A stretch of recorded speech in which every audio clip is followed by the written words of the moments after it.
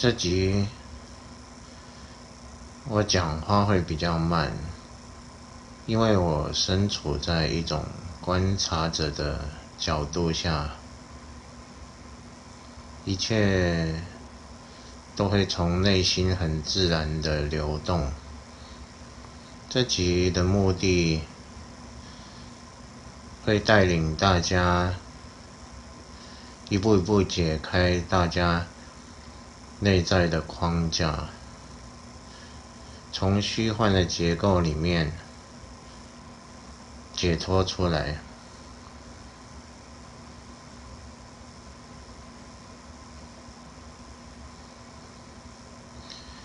首先，为什么我会处在这样的一个情况，这样的一个能量的层级，这样的一个感觉里面来跟大家讲话？因为我们在这个世界上，我们活在这个虚幻的架构里面，我们想要开悟，想要跳出来，想要登出，是有困难的。我们被这个框架会有一种集体意识的引力给拉住，那这个引力会把我们拉向虚幻世界，我们的意识会一直被拉进虚幻世界里面。那当这个影片你们看到的时候，而我保持在这种观察者的角度，它会有一种引力把大家拉出这个框架，拉出这个虚幻世界，它是一个反向的引力。所以影片大家不用太在意我说的话，相反的，大家可以去感受从背后传递出来的那个引力跟它内在的讯息。首先我要说的是，我们这个世界其实是一种共识现实的架构。什么是共识现实呢？这有点像我们小时候在玩扮家家酒。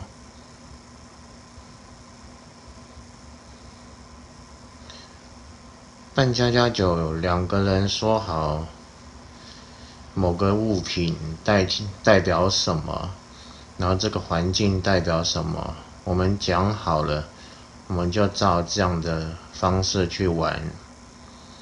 就有点像这个就是杯子，那我们就把这个看成杯子，那我们就把一个容器然后看作是杯子，来我们干杯。这个就是扮家家酒，大家小时候都玩过，这个就是一种共识现实。其实我们的环境里面全部都是共识现实的建构，也就是说，我们从小，我们爸爸妈妈就会教育我们，就会告诉我们，小朋友，这个是杯子，这是用来喝水的哦。小朋友，这个是房子。小朋友，我是爸爸。小朋友，我是妈妈。小朋友，你长大后要怎么样？小朋友要干嘛？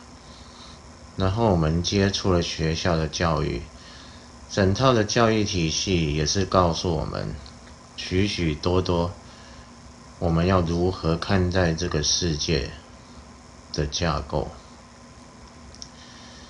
这些东西就是大家讲好的，也就是我们同意了，我们跟父母亲彼此同意了，好，我以后要看这个叫做杯子，我以后要叫这个叫衬衫，我以后长大我要想办法当医生，我要做什么，我要怎么看待世界。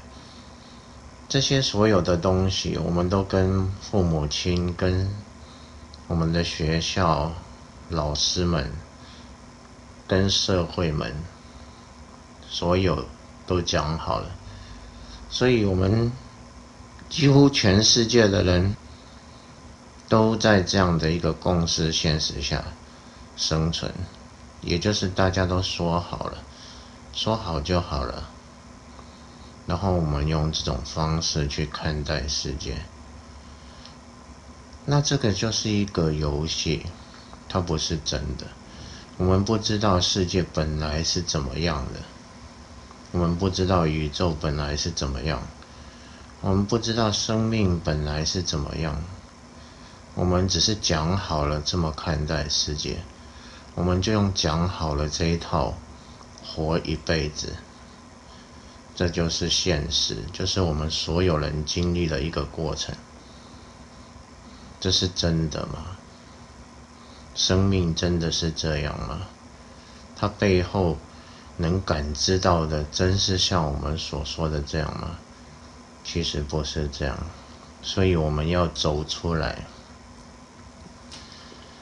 我们要怎么走出来呢？首先，我们知道我们活在共识现实里，我们活着，我们从早上打开眼睛，一打开我们就会想到，早上起来，天气真好，天气真好，就是一个共识现实的认知。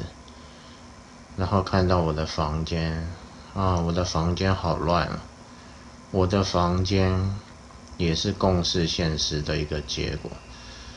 所以我们每分每秒不停去解释这个世界，每分每秒都会不停的解释这个世界。那这些解释建构了我们虚幻的人生，我们如何从里面走出来？当我们看到这么多虚幻的解释的时候，我们就活在故事里面。我们连做梦，我们都会活在故事里面。我们会用共识现实所学到的所有的信念、认知去解释故事里面的梦中里面的情节。所以我们24小时连做梦，我们都活在解释当中，活在故事里面。那么故事外面到底有什么？我希望大家亲眼来看看。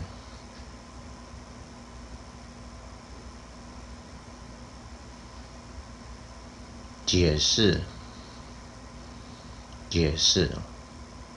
我们一直活在解释当中，每分每秒都解释，不停的解释。当我们对我们所接触的，眼睛看到，耳朵听到的，这些感官所知道的，所感受到的，我们做出解释。一做出解释，我们就被定位在这个故事里面。我们会认为我是谁谁谁，某某某，我现在在做什么，我现在遇到了什么。这些所有都是梦境，都是故事，都是意识，都是灌输在我们意识里面的一个架构。我们要走出来，我们必须要停止解释。其实有点像在看一部电影，我们在目前这个瞬间，大家在看着我说话这个影片，眼前有一个人叫做墨子，我正在看 YouTube 的影片，正在听他说话，这些全部都是解释出来。那在这个解释外，墨子是什么？你又是谁？一切又是什么？生命又是什么？在这个当下，我们来看看解释墨子你、YouTube，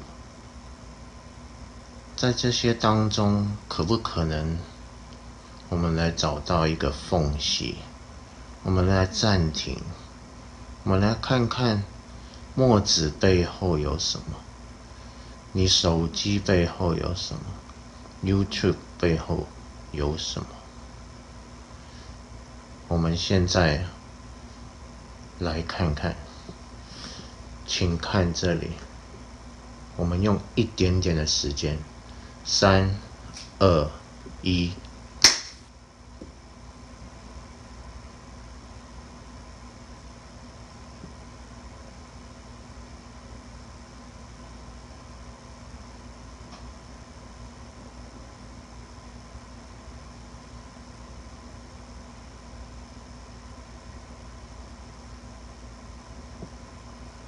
这个没有故事的瞬间，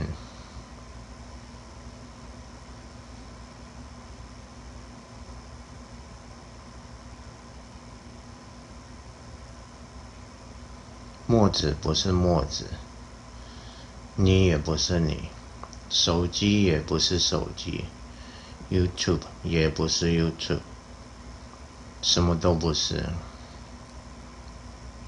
但是存在仍然存在，但是没有谁存在在这里。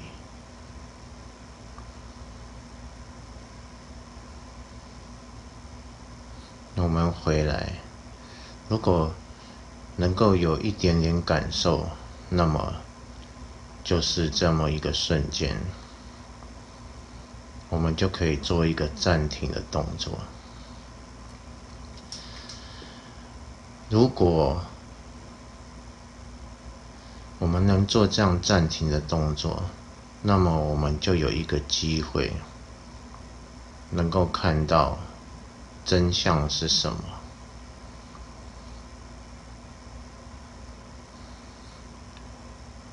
如果有学佛的人，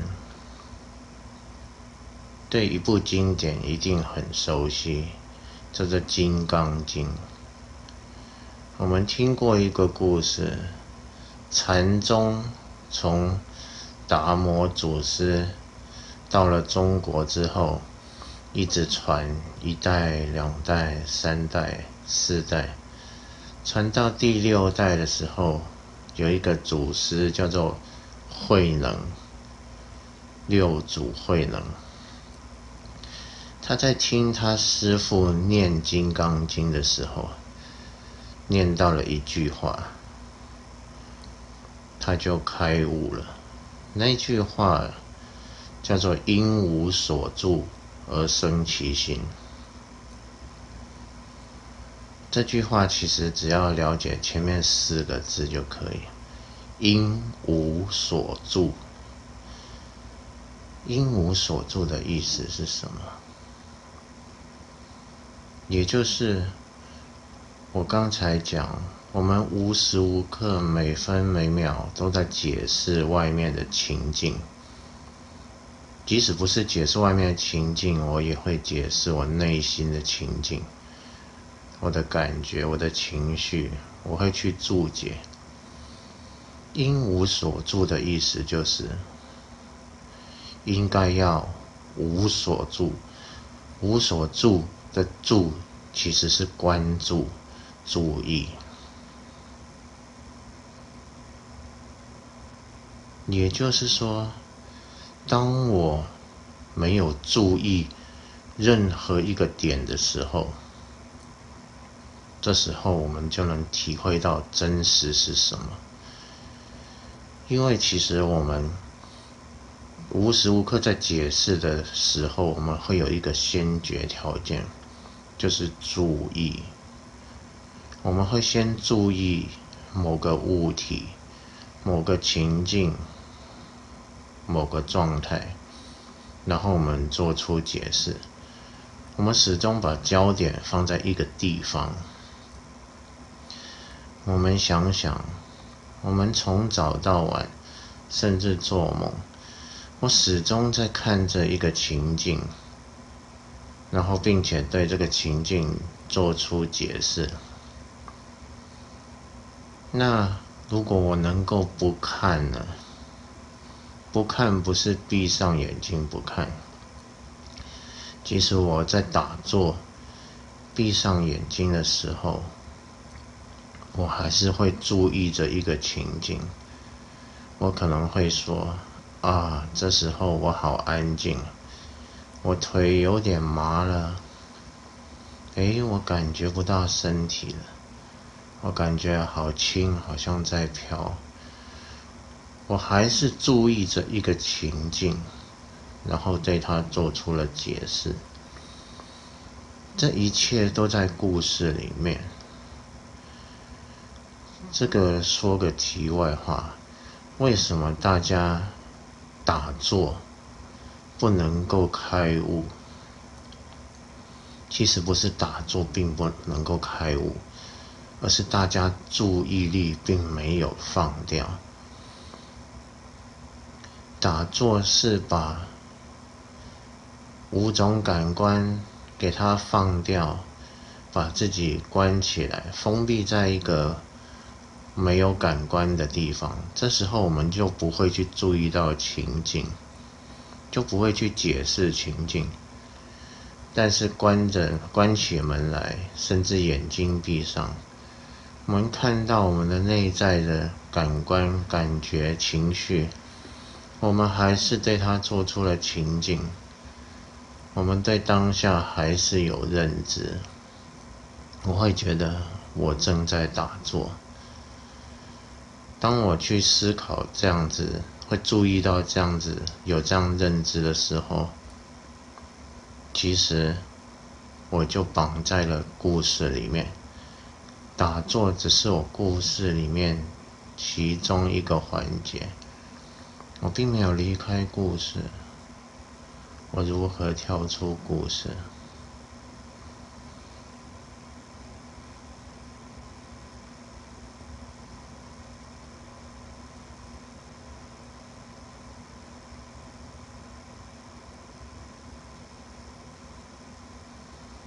在我这些没有说话的瞬间，其实我提供了一个窗户，一扇门，有一个引力，它是可以让大家摆脱对物质幻象的引力，它带着一种反向的引力。当然，如果去太过关注它，又变成故事。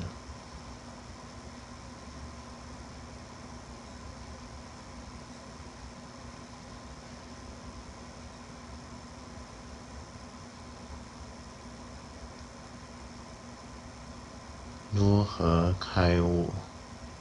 我们说到这里，其实已经把所有的秘密都讲出来。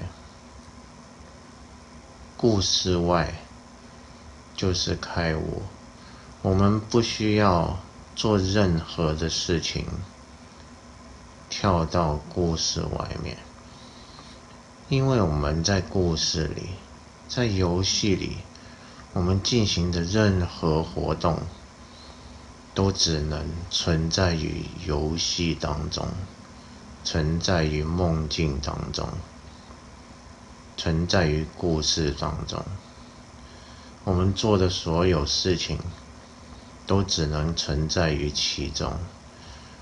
我们如何在故事里面、游戏里面去做出一个举动，能够登出，能够跳出来，那是没有办法的。游戏里面的人物按不到登出键，那么我们要做的是什么？我们要做的就是什么都不做。我们要去到一个哪里都不去的地方。世界上最远的距离就是脚下。我们的脚下永远是我们永远都不能到达的地方，因为我们只要一向前走，我们就离开了那个脚下。我们踏出一趟开悟的旅程，我们去追寻，我们去成长，我们发现永远到不了，因为那个地方就是踏踏实实的就在脚下。所以开悟，现在大家明白了，真正要开悟，就是站在你从未离开的地方，不要去走，你只要在当下，把你所有的认知、解释，通通放下，对自我的解释，对世界万物的解释，在一个当下，把它全部放掉，全部放掉。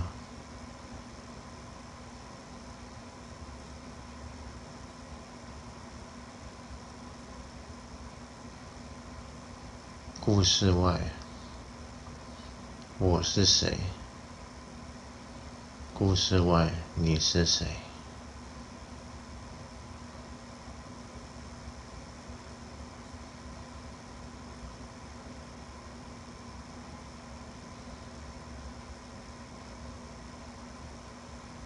我们往往花了一辈子的时间去追寻一些目标，不管你追求的是财富、权力，甚至灵性等等，它们全部都是一些游戏。我们是用灵性、金钱、权力等等等等所有的认知，这些信念来去把我们从完整的片刻、完整的当下里面分裂出来。在当下其实已经是圆满，已经是完整的，不需要任何的追寻。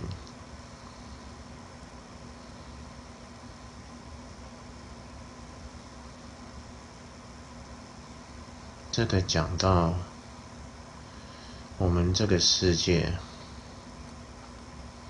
有一些存在，有一些生命，他们处心积虑让我们没有办法发现当下的圆满，这是一个秘密。他们设计了很多故事里面的环节，让我们把我们的注意力卡在某些环节、某些情节上面，而注意不到当下圆满的那个空隙。我们其实只要有一点点空隙，思想跟思想间有一点点空隙，解释与解释当中有一点点空隙，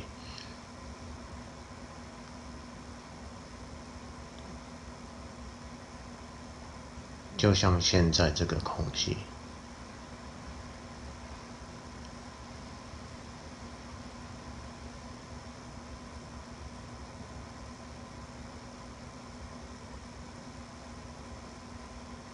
你就可以穿透，你就可以看到故事背后是什么。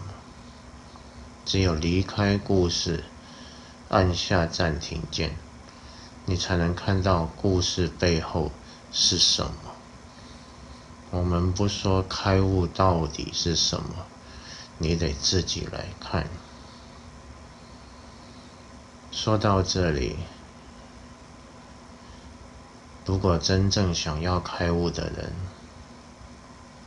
或许已经开悟了，或许你有一些感觉，之后的生活，你就可以让自己常常有许多的片刻保持在没有解释的状态，稳稳地抓住没有解释的片刻，没有解释的当下。在一天里面，你不需要放弃你的工作，你不需要放弃你原本进行的任何一件事，你只要利用少许的时间，在没有事情的片刻，你就真正让自己没有事情，没有解释，完全让自己按下暂停键。